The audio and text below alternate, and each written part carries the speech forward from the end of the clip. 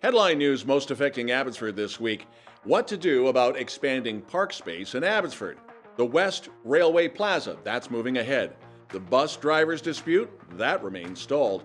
And rumors are swirling about the Western Hockey League, and Abbotsford just might be in the mix. Josh will have more in sports. Our special guest this week includes MP Brad Viss of Mission-Matsqui-Fraser Canyon. All right, Abbotsford, let's get started. Park space is always a contentious issue. There's never enough to satisfy everybody. At the Executive Council meeting February 13th, there were a number of park proposal issues put forth. One's to encompass a park space within a proposed 6-story apartment development on the site of the old MSA Hospital on McCallum.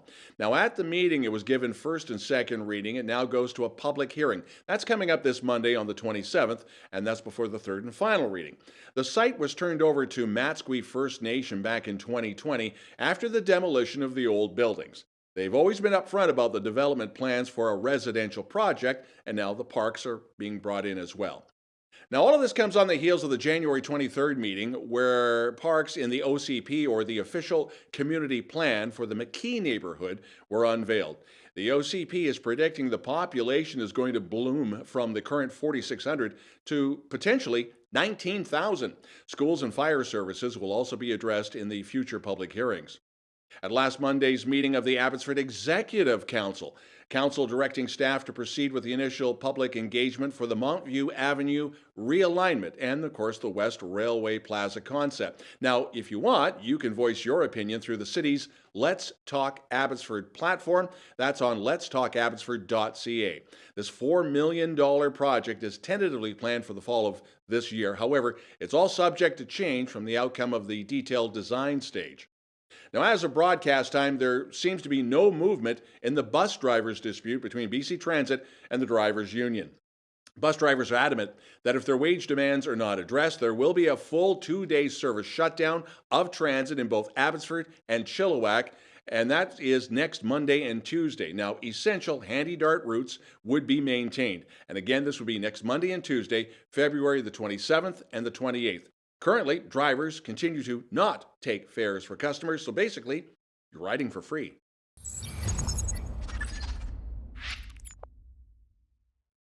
Three churches that challenged the ban on public gatherings during the COVID-19 lockdowns of 2020 and 21 will attempt to appeal their case to the Supreme Court of Canada. Black Press is reporting that a notice of leave to appeal was filed on the 14th of February on behalf of Langley's Riverside Calvary Chapel, the Emmanuel Covenant Reformed Church in Abbotsford, and the Free Reformed Church of Chilliwack. The BC Court of Appeal recently ruled against the churches who had challenged the province's right to shut down in-person religious services during the second wave of the pandemic. They lost their case in 2021 and were denied again this past December in that appeal. To be heard by the Supreme Court of Canada, lawyers have to file a leave to appeal application. About 600 requests for the Supreme Court to hear cases are filed every year. Most of those, though, are turned down. A 25-year-old Mission man, Joseph Crackman, has been arrested and charged in connection with a series of arsons at Mission's Fraser River Heritage Park. Dating back to July of 21, the park has been targeted in a number of intentionally set fires. BC Prosecution Service has now approved 6 counts of arson against Crackman. He has since been released on conditions not to enter Heritage Park or have any type of incendiary device, and he has an upcoming court date in Abbotsford Provincial Court. Brad Viss, the Member of Parliament for Mission-Matsqui-Fraser Canyon, has launched a petition calling on the Minister of Infrastructure and Communities to provide more funding for the District of Kent and the Lettsmont Regional Aquatic Centre. That's the new one. Viss said in a statement that he is pleased to hear the feds would provide funding for the project last spring. But due to inflation and supply chain challenges, the cost of the project has significantly increased. And MP Viss is going to be joining News of the Week for an update on that, as well as the Barrowtown pump station. That's coming up in just a couple of minutes' time. BC Community Gaming Grants Program providing over $5 million to 49 not-for-profits that will allow them to make improvements so they can keep on delivering services to people. The Mission Association for Community Living is going to be receiving about $179,000 for 2 accessible buses, as well as to build a child care center, plus the furniture and the toys that will go with that facility. Coming up next in sports with Josh, Abbotsford and the Western Hockey League. Is it just a rumor?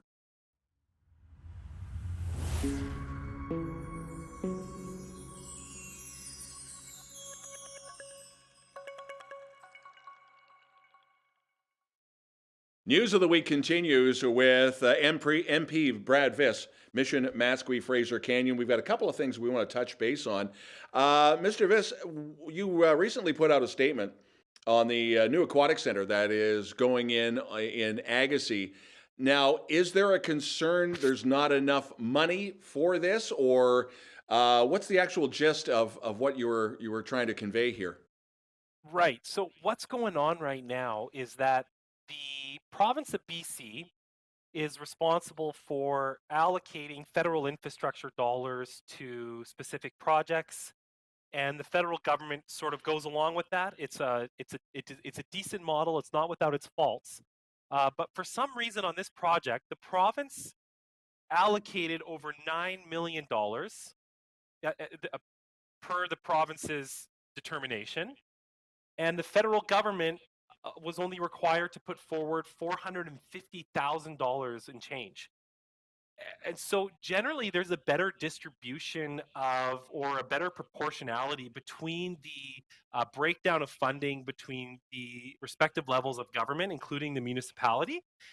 So right now I am working in good faith with my Lettsmont colleagues and the District of Kent. And if you're not familiar with Lettsmont, that is Chief Andrew Victor from Shem First Nation, Chief Johnny Williams from Skowlitz, Tyrone McNeil from the Stalo Tribal Council, Mr. Ed Wood from Harrison Hot Springs, Chief Leon from Chehalis, and Chief Harris from Seabird Island.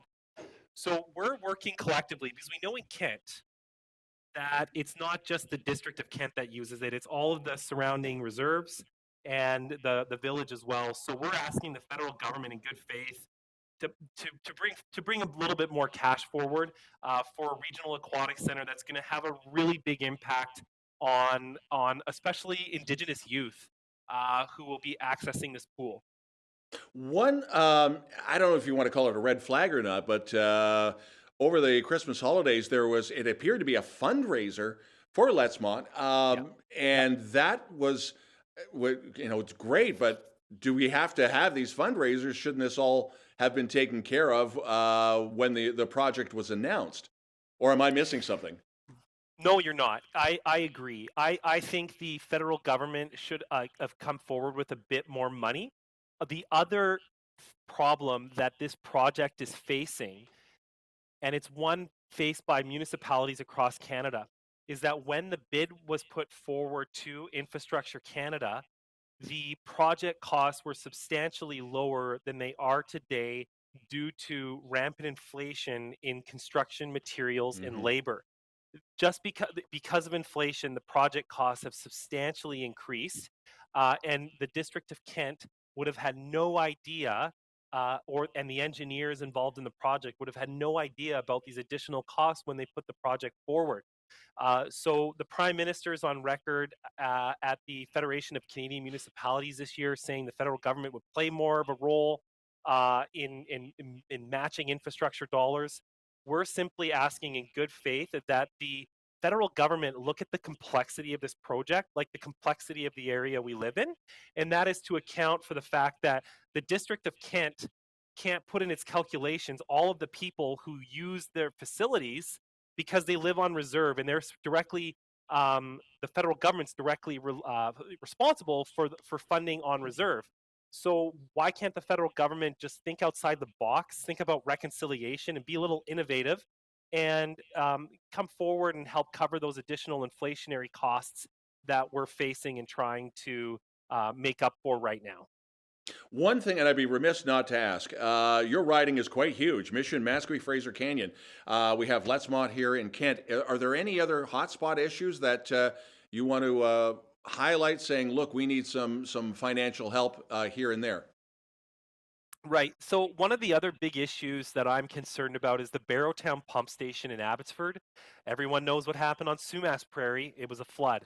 And I really, really hope that the requisite funding from the disaster financial package that came forward from the federal government that I was a part of. That was over $5 billion that Abbotsford gets that cut of money, because if we don't improve the Barrowtown pump station, the next time, and there will be a next time, we have a big flood on Sumas Prairie with the river just south, the Necas, I can never pronounce it correctly, the Necassup River in Nikas, Washington yeah, State. yeah, Necassup, yeah, sorry, thank you. yeah. If that floods again, the Barrowtown pump station needs to be in a, we were lucky this time. We don't want to be lucky next time. We wanted to have the proper infrastructure in place. So that project's really on my mind a lot, and in general, just ensuring that the money that came from the disasters in all parts of my riding, especially in Lytton, gets there a little faster. I'm a little displeased with the slow pace of recovery in the village of Lytton. So that's on my mind Yeah. quite a bit as well. I'm actually hosting a town hall on that tomorrow night once again. Okay, Brad Viss, MP for Mission-Matsqui-Fraser Canyon. You're always welcome here, and let's stay in touch on all the your agenda items that need a little bit of light on. Hey, and I'll mention one more thing. Today Yes, is Pink Shirt Day. yes. I don't see your pink shirt or your pink tie, but we got to stand up against anti-bullying measures. And every kid should feel safe in our school system right now. And I'm a big supporter of this day. And we can do better as a community to stand up for those that are getting bullied. MP Brad Viss, thanks again. And you're watching News of the Week.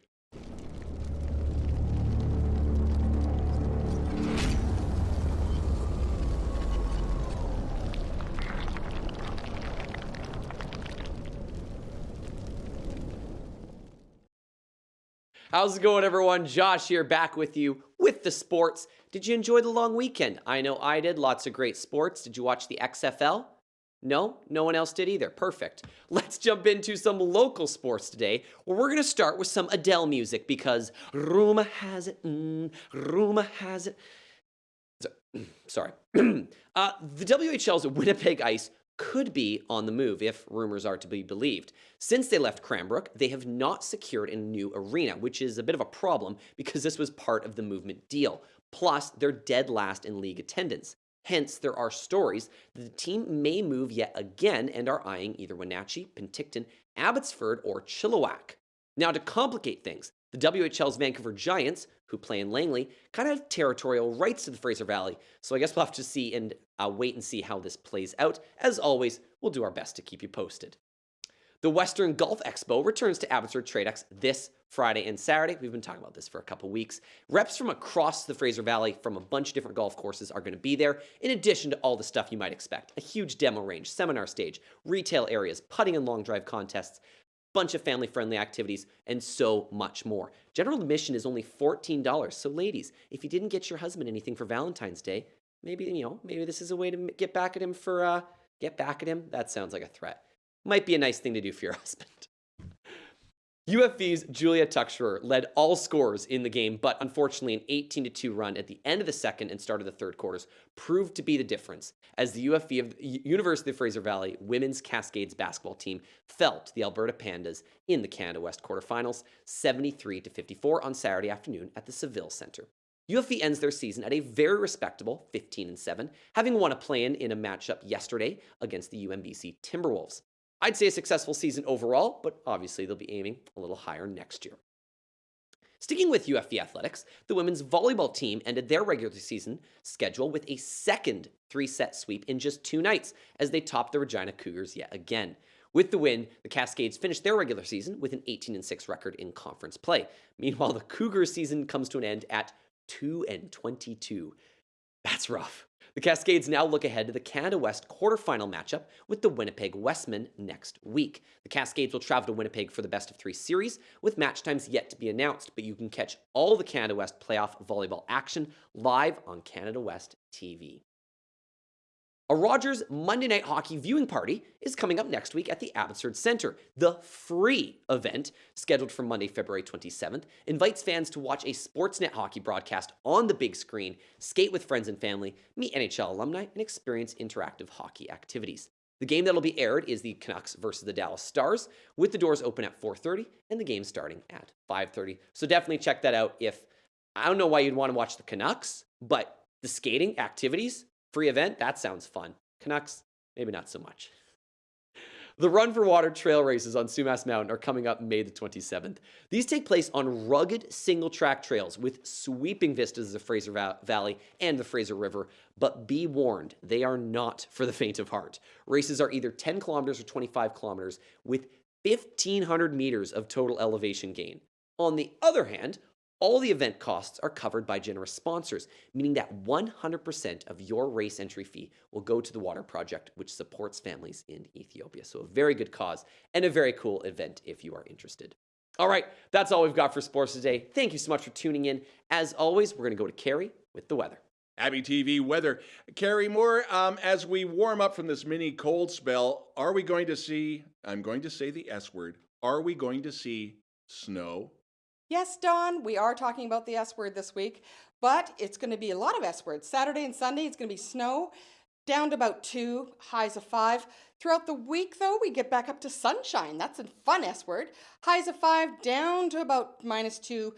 But by next Thursday, we're back to rain again. It's BC. We get all the weathers. Back to you, Don. Thanks, Cari. If you'd like to participate in reporting news in Abbotsford and you have a story you think we should know about, you can always send us a note and your pictures and your video to news@chilltv.ca. We'd love to hear from you. That's the news this week. I'm Don Lehn.